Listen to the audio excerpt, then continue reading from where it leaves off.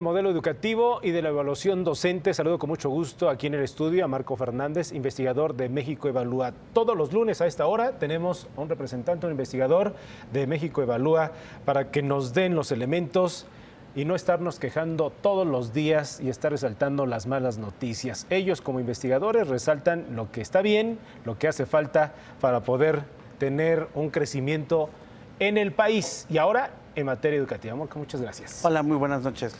Gracias. Bueno, pues de entrada, saber sobre este modelo educativo, en dónde está, en dónde estamos parados y si es que vienen dentro de la reforma y si es que también a esto se oponen los maestros disidentes. Bueno, ahorita estamos en una serie de consultas que la autoridad ha llamado a diversos especialistas, miembros de la sociedad civil, empresarios, padres de familia y demás, para discutir el contenido de su propuesta sobre modelo educativo, que había sido una de las demandas reiteradas de lo que se faltaba respecto a la reforma educativa, ¿no?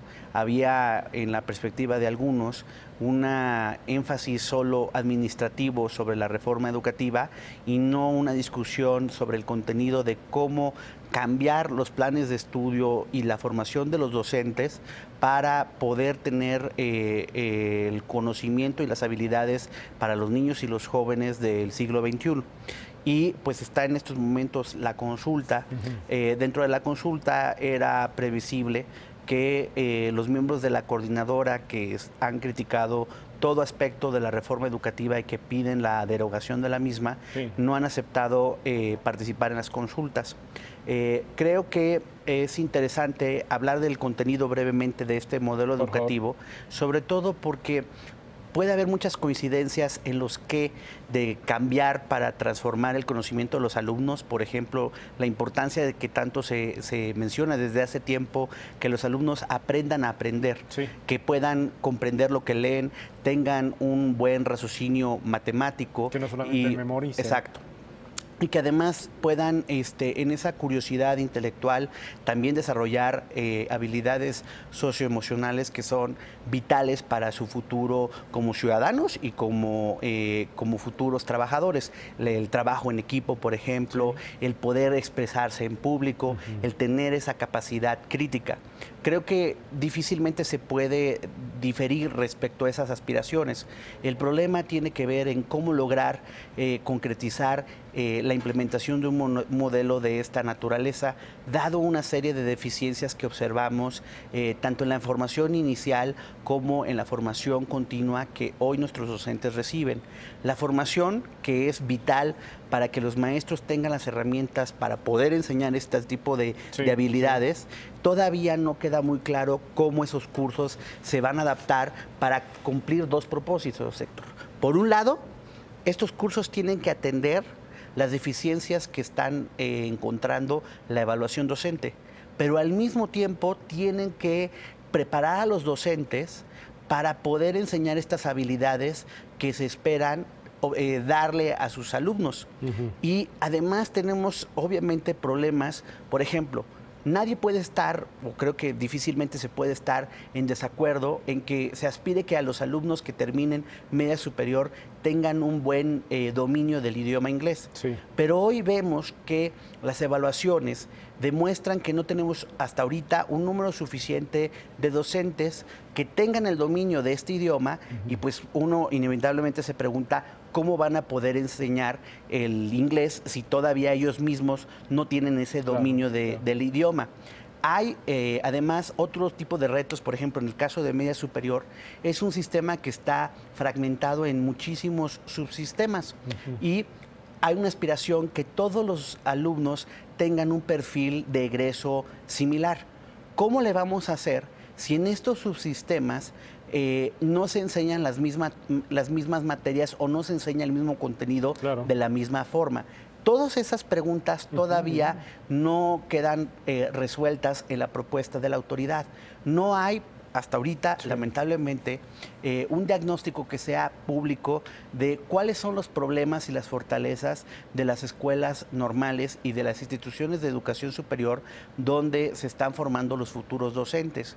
Eso es vital para poderlo hacer compatible con lo que estábamos aspirando de cambios en el currículum que se le va a enseñar a los alumnos y al mismo tiempo, insisto, que pueda ser compatible con los propósitos formativos de la evaluación docente. Marco, para ir avanzando, cuando varios sectores de la ciudadanía escuchan que existe una reforma educativa, independiente de todo este tema laboral, del cual tienen muy enojados algunos maestros y algunos líderes sindicales, pues pensarían que está o engloba todo lo que acabas de mencionar, que es un tema de fondo, los hilos finos de la formación de la niñez y de la juventud.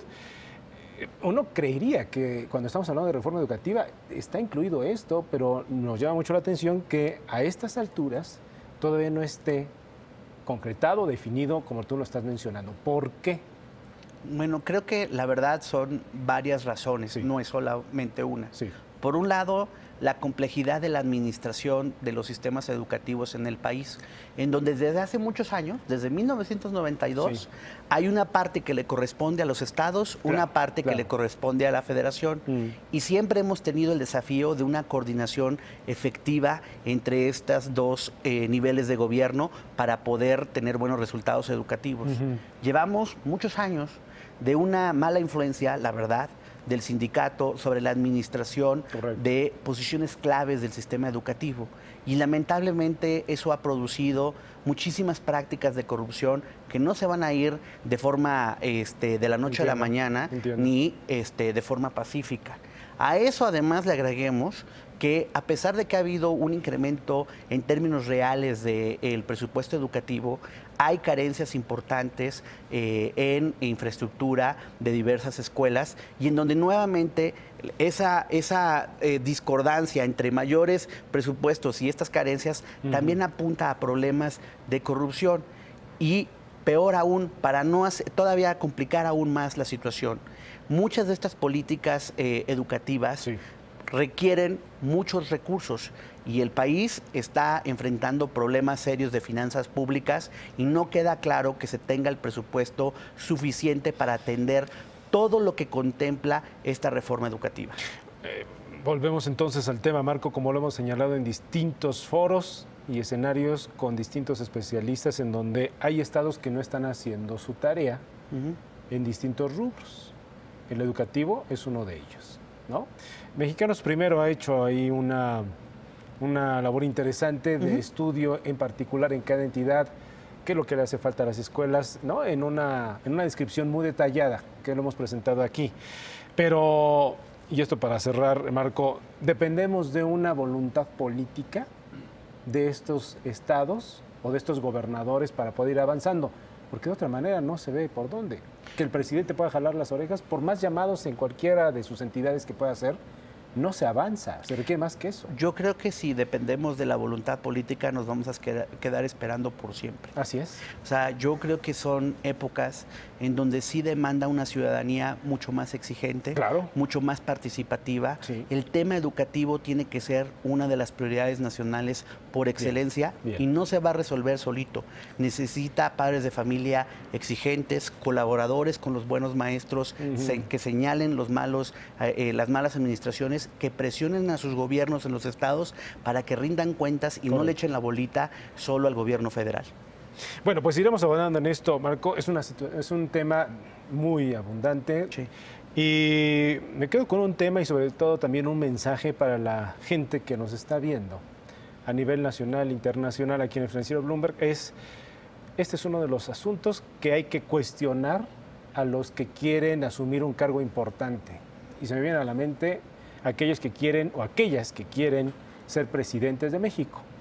En los distintos foros hay que preguntar, hay que cuestionar cuál es su proyecto educativo, con base en qué, hasta dónde, cuáles son los elementos, ¿no? Sin duda alguna. No se nos olvida y nos vamos por el escándalo y si nos vamos con lo otro. Sin duda No alguna, avanzamos. cuestionar fuerte, Sí. pero no solamente quejarse. Insisto, sí es ya una época en la que el tamaño del problema que tenemos y las consecuencias para el futuro de nuestros hijos Claro. es tal que sí tenemos que poner como sociedad manos en la obra. Así es. Si pensamos que las cosas se van a solucionar solitas y todo lo vamos a dejar en manos del gobierno, creo que vamos a tener resultados que van a ser en el futuro claramente no satisfactorios. Correcto. Marco Fernández, muchas gracias por estar con nosotros. Muchas gracias como siempre. A la siguiente próxima. Muchas gracias. En otros